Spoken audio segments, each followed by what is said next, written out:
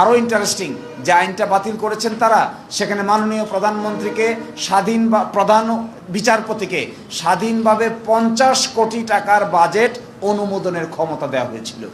এই অনুমোদনের ক্ষমতাটাও তারা কেড়ে নিয়েছেন।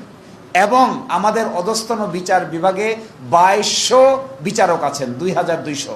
এই 2200-র মধ্যে প্রায় 2000 বিচারিক কাজে আছেন, বাকি 200 বিভিন্ন জায়গায় প্রেষণে আছেন।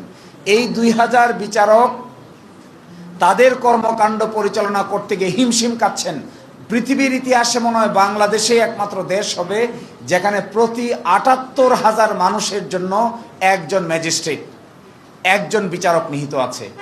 এই 78,000 ম্যাজিস্ট্রেটের জায়গায় আমাদের সুপ্রিম কোর্ট অর্গান বাড়িয়ে বিচারকের সংখ্যা বাড়ানোর ক্ষমতা পেয়েছিলেন।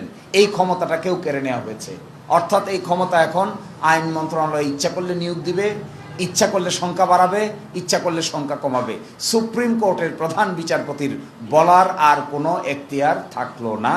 আজকে এটি চেম্বার জজ আদালতে একটু পরে শুনানি হবে, বাকিটা আমরা আদালতের উপর নির্ভর করব।